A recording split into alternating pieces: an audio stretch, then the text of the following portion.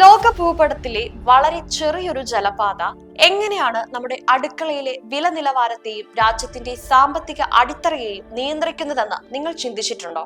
ഇറാനും ഒമാനും ഇടയിലുള്ള കേവലം 33 കിലോമീറ്റർ മാത്രം വീതിയുള്ള ഹോർമൂസ് കടലിടുക്കിനെ കുറിച്ചാണ് ഞാനിന്ന് പറയുന്നത്. ലോകത്തിലെ എണ്ണ ഉൽപാദനത്തിന്റെ 1/5 കടന്നു പോകുന്ന ഈ സുപ്രധാന പാതയിൽ ഇന്ന് യുദ്ധത്തിന്റെ നിഴൽ വീണിരിക്കുകയാണ്. ഇസ്രായേൽ അമേരിക്ക സംയുക്ത നീക്കത്തിലൂടെ ഇറാന്റെ പരമോന്നത നേതാവ് ഖമേനി കൊല്ലപ്പെട്ടതിനെ തുടർന്ന് പശ്ചിമേഷ്യയിൽ രൂപപ്പെട്ട അശാന്തി ഹോർമൂസ് കടലിടുക്കിനെ ഒരു സ്ഫോടനാത്മകമായ അവസ്ഥയിൽ എത്തിച്ചിരിക്കുന്നു. എന്തുകൊണ്ടാണ് ഈ ചെറിയ ജലപാത ലോകത്തിന് ഇത്രമേൽ പ്രിയപ്പെട്ടതാകുന്നത്? എന്തുകൊണ്ടാണ് ഇന്ത്യ ഈ വിഷയത്തിൽ ഇത്രയേറെ ആശങ്കപ്പെടുന്നതും? പേർഷ്യൻ ഗൾഫിൽ നിന്നുള്ള ഏക സമുദ്രമാർഗമാണ് ഹോർമൂസ് കടലിടുക്ക്. Saudi Arabia, Iraq, Kuwait, UAE തുടങ്ങിയ രാജ്യങ്ങളിൽ നിന്നുള്ള എണ്ണ കപ്പലുകൾക്ക് ലോകത്തിന്റെ മറ്റു ഭാഗങ്ങളിലേക്ക് എത്തണമെങ്കിൽ ഈ ഇടുങ്ങിയ പാതയിലൂടെ കടന്നുപോയേ മതിയാകൂ. നൂറ്റാണ്ടുകളായി മനുഷ്യനെയും ദക്ഷിണേഷ്യയും കിഴക്കൻ ആഫ്രിക്കയും ബന്ധിപ്പിക്കുന്ന ഒരു പ്രധാന വ്യാപാര കേന്ദ്രമായിരുന്നു ഇത്. എന്നാൽ 20-ാം നൂറ്റാണ്ടിൽ ഗൾഫ് രാജ്യങ്ങളിൽ എണ്ണ നിക്ഷേപം കണ്ടെത്തിയതോടെ ഈ പാതയുടെ തന്ത്രപ്രധാനമായ പ്രാധാന്യം വർദ്ധിച്ചു. 1980-കളിലെ ഇറാഖ് യുദ്ധകാലത്ത് ടാങ്കർ യുദ്ധം എന്നറിയപ്പെട്ട കപ്പലുകൾക്ക് നേരെയുള്ള ആക്രമണങ്ങൾ നാം കണ്ടതാണ്. അന്ന് അമേരിക്കൻ നാവികസേന നേരിട്ടിടപെട്ടാണ് ഈ പാത സുരക്ഷിതമാക്കിയത്. ഇന്ന് വീണ്ടും ചരിത്രം ആവർത്തിക്കുകയാണോ എന്ന ഭീതിയിലാണ് ലോകവും.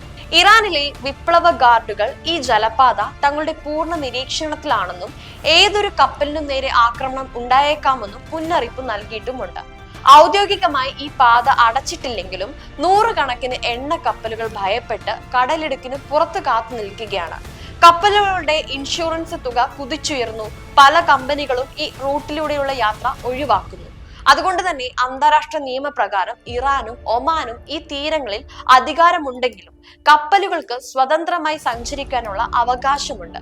എന്നാൽ പ്രായോഗികമായി ഡ്രോണുകളും മിസൈലുകളും ഉപയോഗിച്ച് ഈ പാത സുരക്ഷിതമല്ലാതാക്കാൻ ഇറാന് സാധിക്കും. ഒരു ചെറിയ അപകടം പോലും ആഗോള വിപണിയിൽ എണ്ണവില കുതിച്ചുയരാനും കാരണമായേക്കും. എന്തുകൊണ്ടാണ് ഇന്ത്യ ഈ വിഷയത്തിൽ ഇത്രയധികം ജാഗ്രത പുലർത്തുന്നത് എന്ന ചോദ്യത്തിന് ഉത്തരം ലളിതമാണ്. ഇന്ത്യ ഉപയോഗിക്കുന്ന എണ്ണയുടെ 90% ഇറക്കുമതി ചെയ്യുന്നതാണ്.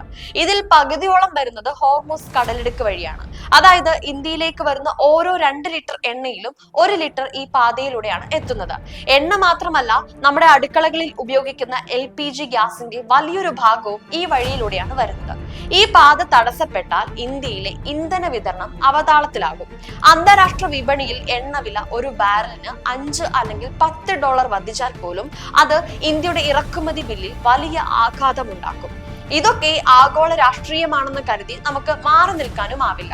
ഇന്ധനവില വർദ്ധിച്ചാൽ അത് നേരിട്ട് ബാധിക്കുന്നത് സാധാരണക്കാരുടെ പോക്കറ്റിനെയാണ്. ഡീസൽ വില കൂടിയാൽ ചരക്ക് ഗതാഗത ചെലവ് വർദ്ധിക്കും. ഫലം, പച്ചക്കറി, പാല്, മറ്റ് നിത്യോപയോഗ സാധനങ്ങൾ എന്നിവയുടെ വില കുതിച്ചുയരും. ബസ് ചാർജും വിമാന ടിക്കറ്റിന്റെ നിരക്കും വർദ്ധിക്കും. പാചകവാതകത്തിന്റെ ലഭ്യത കുറയുന്നത് വീടുകളിലെ താളം തെറ്റിക്കും. ഇന്ത്യക്ക് അടിയന്തര സാഹചര്യങ്ങൾ നേരിടാൻ എണ്ണ ശേഖരം അഥവാ സ്ട്രാറ്റജിക് പെട്രോളിയം റിസർവ്സ് ഉണ്ടെങ്കിലും അത് പരിമിതമാണ്. റഷ്യയിൽ നിന്നോ അമേരിക്കയിൽ നിന്നോ കൂടുതൽ എണ്ണ എത്തിക്കാൻ ശ്രമിച്ചാലും അതിന് സമയവും ചിലവും കൂടുതലായിരിക്കും. ഹോർമൂസ് കടലിടുക്ക് ദീർഘകാലം അടച്ചിടുന്നത് ഇറാന് പോലും സാമ്പത്തികമായി ദോഷകരമാണ്. അതിനാൽ തന്നെ ഒരു സ്ഥിരമായ അടച്ചുപൂട്ടൽ ഉണ്ടാവില്ലെന്ന് നമുക്ക് പ്രത്യാശിക്കാം. എങ്കിലും ആഗോളതലത്തിൽ നടക്കുന്ന ഇത്തരം ചെറിയ ചലനങ്ങൾ പോലും ഇന്ത്യയെ പോലൊരു വളരുന്ന സമ്പദ് വ്യവസ്ഥയെ എത്രത്തോളം സാരമായി ബാധിക്കുമെന്ന് ഈ പ്രതിസന്ധി നമ്മെ ഓർമ്മിപ്പിക്കുന്നുമുണ്ട്. സ്വന്തമായി ഊർജ ഉൽപാദനം വർദ്ധിപ്പിക്കേണ്ടതിന്റെയും ഇതര ഊർജ സ്രോതസ്സുകളെ ആശ്രയിക്കേണ്ടതിന്റെയും പ്രാധാന്യം ഇത് അടിവരയിടുകയുമാണ്.